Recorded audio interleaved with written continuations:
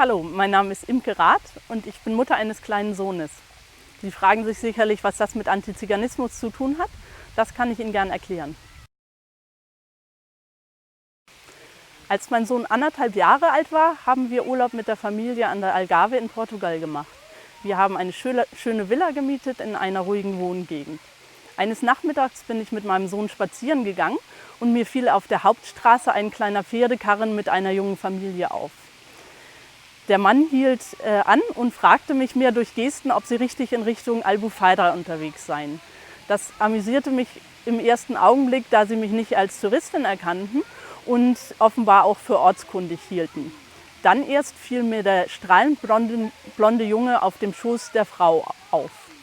Ich muss zugeben, dass ich gleich, als wir wieder zurück in der Villa waren, gegoogelt habe und nach dem vermissten Fall Madeleine McCann nachgeschaut habe, wie der ausgegangen ist, weil der eben auch in der portugiesischen Algarve sich ereignet hatte.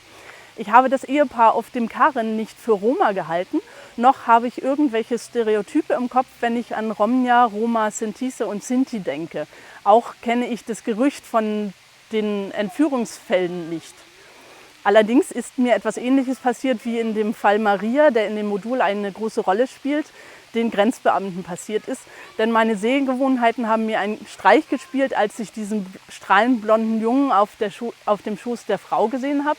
Und sie haben mir auch signalisiert, dass irgendetwas nicht stimmte, weil sowohl die Frau als auch der Mann hatten schwarze Haare und waren jeweils dunkelhäutig.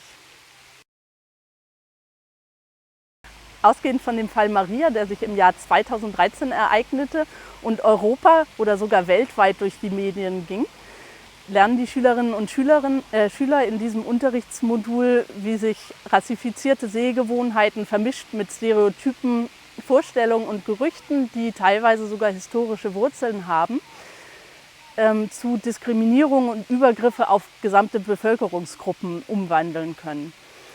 Am Beispiel von Fake News, die durch die Medien gehen, lernen die Schülerinnen und Schüler zudem, was für Folgen diese Vorstellungen und Gerüchte haben können.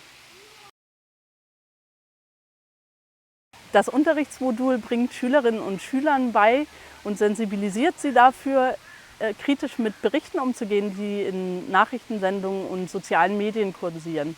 Zudem lernen sie etwas über Probleme, mit denen Romnia, Roma, Sintise und Sinti europaweit konfrontiert werden.